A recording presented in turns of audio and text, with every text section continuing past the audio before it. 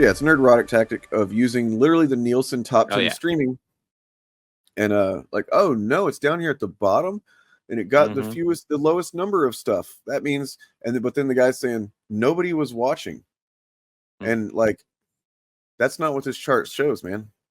Like literally, the thing you circled doesn't show that nobody was watching. I mean, for one thing, literally people were watching, but also it doesn't say anything about how many people watched, because that's not what they're measuring. This is minutes watched in millions. So like 335 million minutes. That's hella minutes, man.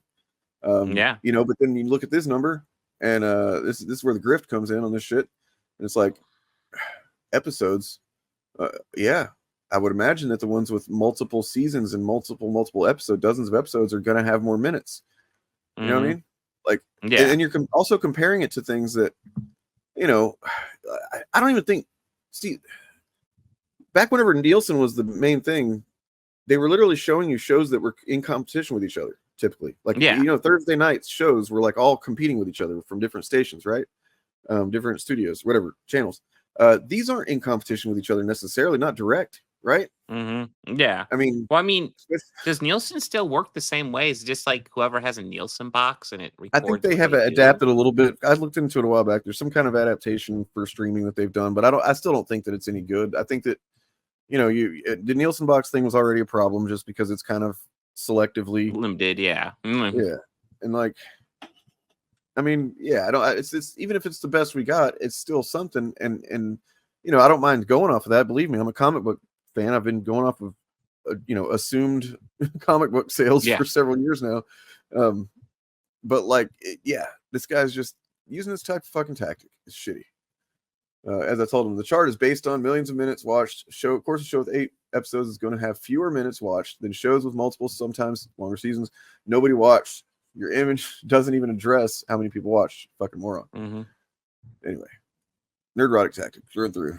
So I'm sure he'll drop stuff like that in there, and that's again one of the problems when debunking these guys. They can spout like 20 lies in the amount of time it takes you to debunk one. It's really frustrating really fast.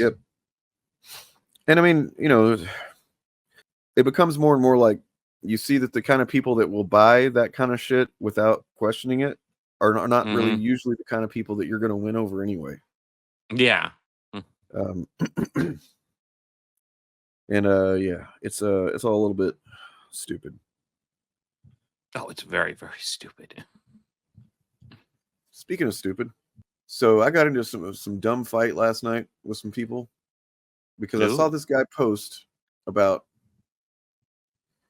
look at this post. It's an interesting time in cinema. Actors are literally saying they're doing the films for a paycheck and think the movies they're making are bad explicitly. Actors were not saying this decades ago. Even if they thought so, they wouldn't actually say it. I guess it doesn't matter anymore. And this is just like, which is weird. Vague, well, he's saying that in regard to the Michael Keaton Batgirl thing, where essentially all he said was he did it for a paycheck. He didn't say it was bad. He probably hasn't even seen the final movie. Who even knows if there is a true final movie actually put together? To my understanding, it was mostly done. It wasn't finished, though. And that's the top layer, the first layer of the argument. Sorry, I'm out there going out. My voice is giving out. Of the argument I got into, right, is I literally asked for examples of actors saying that their movies are bad, because I know it does happen, but you make it sound like it's a common issue. It's not actually all that often, and it's usually after it bombs. The last time I heard it happened, whenever there was literally an actor that said it, like, while the movie was coming out, was what's her name with Madam Web. When she didn't even say it. I think she was making jokes, like, you know, Madam Web sweep or something like that. You know, she was kind of hinting that she knew it wasn't very good and it wasn't going to do well, right? Like, and that's fine. Who cared? But yeah, I told him it seemed like she was kind of trying to get ahead of that, to be like, look, I know this is a bad movie. Please hire me anyway, kind of thing. And that's, you know, and then I had people comment saying some stuff. You know, you had this guy saying he's straight up lying about what Keaton says, like you said. So this guy says, the British movie guy, and I don't mean to call him out because he seems fine. He seems like he's not like a chud or anything. He seems all right, but like maybe. But he said, check out interviews for the final season of Game of Thrones. It's painfully obvious they knew it wasn't as good as the rest of the series. Emilia Clarke's facial expressions say it all. I think it's always been the case, and I'm just like, look, I know that everybody a lot of people hate the last season of Game of Thrones. I know it's not as good as the rest of the show. I don't hate it, and I don't. I doubt. Like whenever I saw those clips, and I said that I retweeted. I said, look, I've seen some of those clips. I can think of 7 or 8 different things she might have in her mind while she's talking, nervous, like because what it is, they say, "What are you thinking?" And she's like, "Oh yeah, it's the end," you know, and it's like kind of awkward and stuff. And it's like she could be thinking she doesn't know how people are gonna receive it. She could be thinking she doesn't. She had big moments in the final season. She was just nervous. She just pulled them off. You know, there's any number of things she could be thinking about, but because these guys just hate Game of Thrones and they're like, it just goes to show she knows that, you know, Dave and what's her names were incompetent or whatever. And I was like, I don't think it shows that, man. I mean, I No. maybe it does, but like you're making a claim with certainty and there's no evidence of it, right?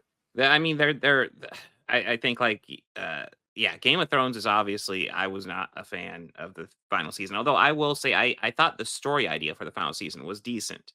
I think Yeah. the execution was shit. But yeah, in several that ways being they did said, fuck it up.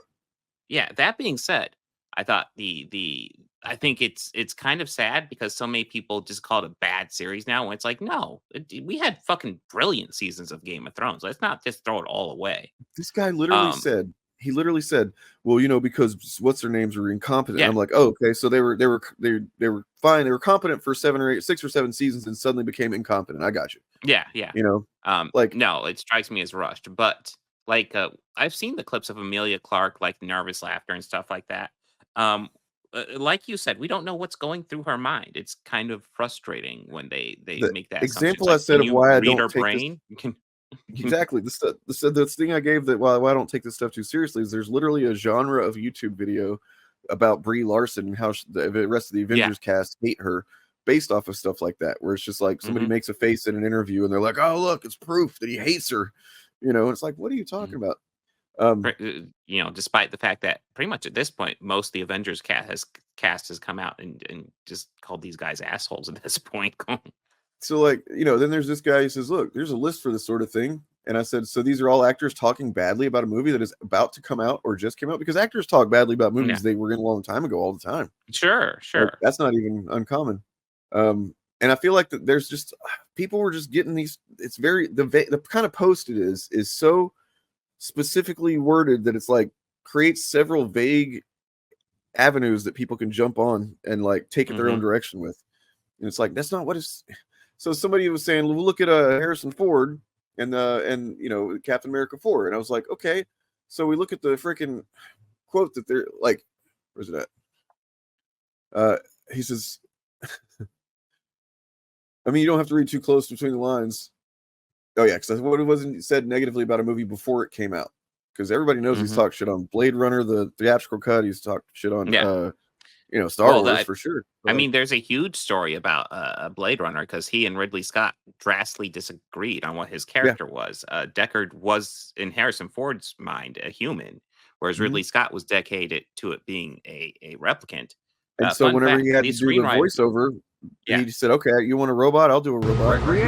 They don't advertise for killers in a newspaper. That was my profession. Ex-cop, ex-Blade Runner, ex-killer. And he's like, but fun fact, the screenwriter agreed with Harrison Ford, by the way. Right. But he did sarcastically do a robot voice for you know the narration that they called him. I've still never seen that version. So oh dude, it drags because he's just like, I'm a rep, you know, I hunt replicants. It's like he's like fucking not even awake. It's really sad. You can tell he's trying really hard to not try. Anyway, but like, so there's this. He said, you know, hey, it's Ford, blah, blah, blah. Says Red Hulk acting in Captain America 4 required. And this guy seems to think he's saying that he doesn't like the movie. It's a stupid movie. It's a bad movie, whatever. And he's clearly talking about doing motion capture for the Red Hulk, right? Like he's. I mean, did he even do the motion capture for the Red Hulk? I think so. Because like he's the way he's talking, it's because it's like the first time he's done it, really, it seems like. And he had to do, he at least did the face stuff, you know, the Mark Ruffalo kind of thing. You know, and then there's these images from San Diego. I think that's what he's doing. I think he's kind of leaning on this as his humorous thing to talk about in promoting this movie.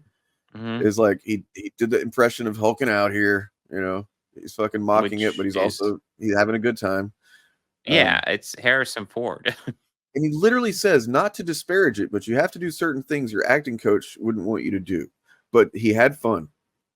And like, he doesn't say anything else about the movie. He's literally, that's what he's talking about. The grunts and the facial expressions and shit. And it's like, people just want to take things to mean, whatever the hell they want. So there's that. That's a stupid thing. All right, now we killed some time. I agree. Okay, so the charmer's name was Gaff. I'd seen him around. Bryant must have upped him to the Blade Runner unit. That gibberish he talked was city speak. I didn't really need a translator. I knew the lingo every good cop did. Skin jobs.